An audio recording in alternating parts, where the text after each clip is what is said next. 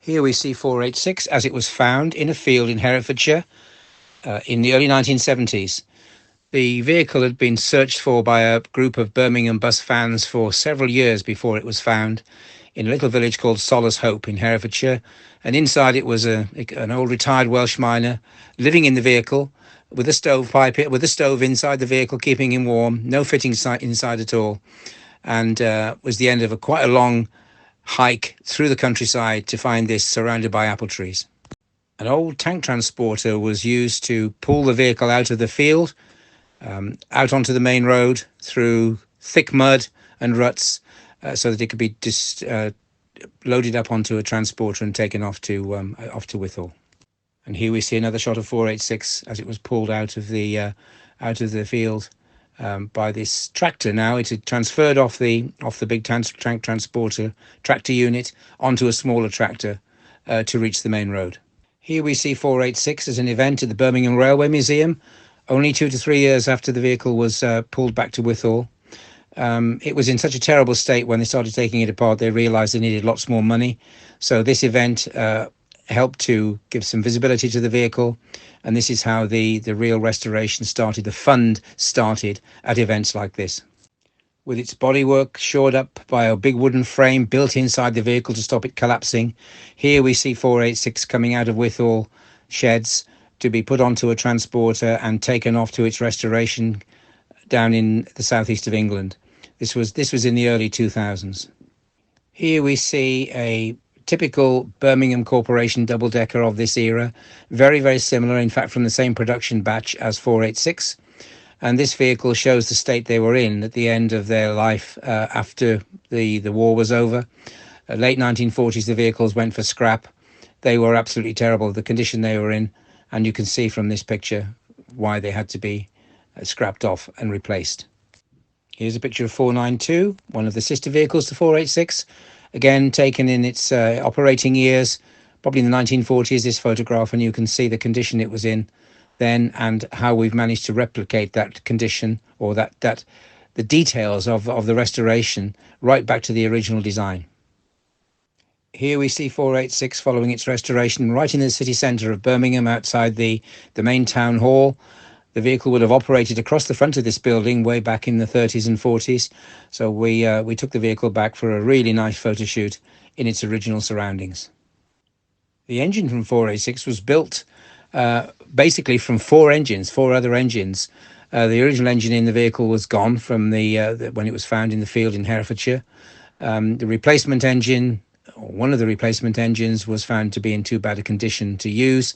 So eventually 4 engines were procured, stripped completely, and the best parts of each went into the final engine.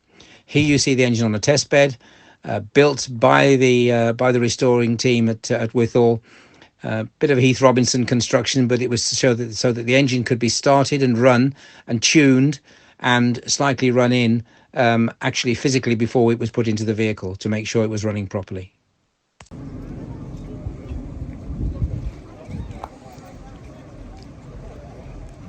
In 1940, obviously the Blitz was in full flow in the sort of later part of the year, and London lost a lot of buses and trams, and a call went out for municipal bus companies to send vehicles down there to help out, and this was one of the vehicles. 40 was sent from Birmingham, and this was one of them. It went to Turnham Green Garage, it only operated there a month, because what happened was Birmingham was hit as even worse in terms of proportion of the fleet lost.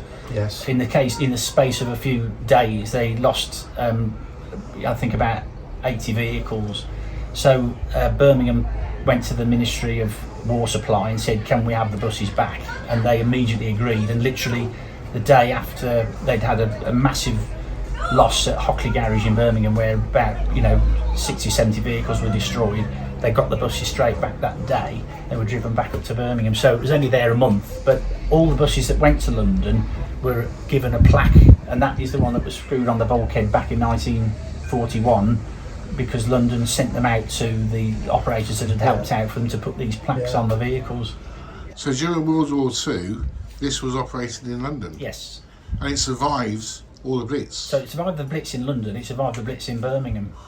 Yeah. Wow. Incredible. Yeah. And we noticed on the outside there's a lot of hand painted coach lines. Can you tell us a little bit about who did that and the background to that? Yeah, well, we've got a sign writer that comes to Wythall, Steve Evans his name, he's a very, very skilled man, and he did one of the things, the coat of arms on this bus was something that was only in use on vehicles for about 2 years. So to actually get that particular transfer was almost, well, we just wouldn't do it.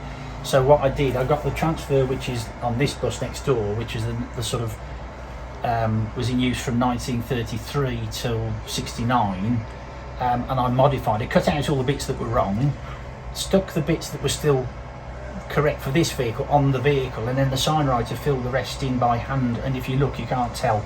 And the motive, I believe it says forward. Was that the original motive for its day, its era? Yeah, that was Birmingham's motto from when it was created as a city in 1898. So all the buses had forward on the side and the front. Amazing. But Yeah. I think the viewers from the film can see this bus is so iconic and immaculate. And you say it's the only one in existence? It's the only piano front, which is this peculiar design from the 30s, and it's the earliest metal frame bus in existence, amongst its many notable qualities and features. How old is it? Built in 1931. That's old. Yes. So it's completely finished, nothing to do on it, it's restored.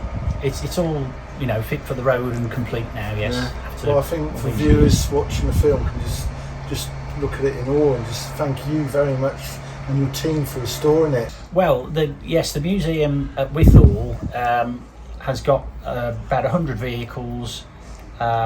We've got the biggest collection of electric vehicles in the UK, I think. In Europe. Which were all built in the sort of 1930s, 40s, 50s, long before the sort of principle of electric traction was fashionable.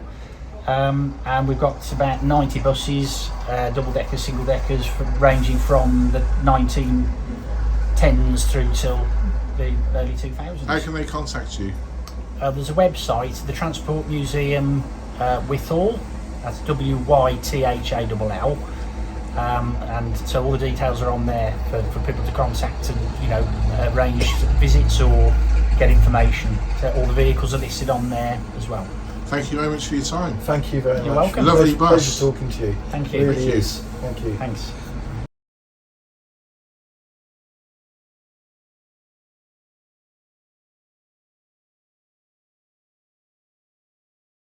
Been put in within about 8-9 months before the bus came out of service, so it's very low mileage. So it's 16,000 miles when you When we acquired bought it? the bus, yeah. That's incredible. Since rebuild, it wasn't a brand new engine, but when they went into the works in Birmingham, in Tybin Road, to be rebuilt, they came out like they were new anyway. But all I've done to it is to overhaul the heads and put new valves, springs, valves, and So you were saying it was a marine engine? yeah, Gardner designed this as a marine engine for like trawlers and boats. So which is why these are the air intakes. There are no filters on it, apart from the felt that's up inside to get a bit of the dust out. So when they were fitted in buses, they obviously, because they were fairly well enclosed in the engine bay, they didn't bother fitting air filters on them. That's incredible. So for a diesel engine with roughly 17,000 miles, it's virtually like a brand new engine. It is just about running now. Yeah, I can say I hear 50,000 miles they're running. It's incredible. Yeah, but it's done about 35,000 miles now, because we've been running it for the last 12-13 years, going to shows and rallies with it. What grade of oil does it take? It's a straight 30, SAE 30. Yeah. Which is mineral. Yeah. Yeah. You can't put semi in it. No. Wow. Now the radiator seems very heavy duty. What's the background to that? Was it used commonly in these vehicles, that type of radiator? Well, the guy, when they built these, they put these radiators in. Actually, they do a bit overcool the engine, and they used to put blanking plates on, especially in the winter, to keep the engine a bit warmer. But yeah, they're very big radiators actually, and you certainly don't get overheating problems in the summer. Yeah, impressive. Now I noticed on your leaf springs you always put loads of copper grease on. Yeah. Well, it's not copper grease actually. It's just ordinary grease, but because when we overhauled the springs, we painted them with red oxide. Then we put grease in between as well, and it's mixed the two, and it's like copper grease. Yeah. But it is just plain grease. Yeah. So, but it does make the suspension very nice and supple. But apart from having all your shackle pins nicely lubricated and free as well.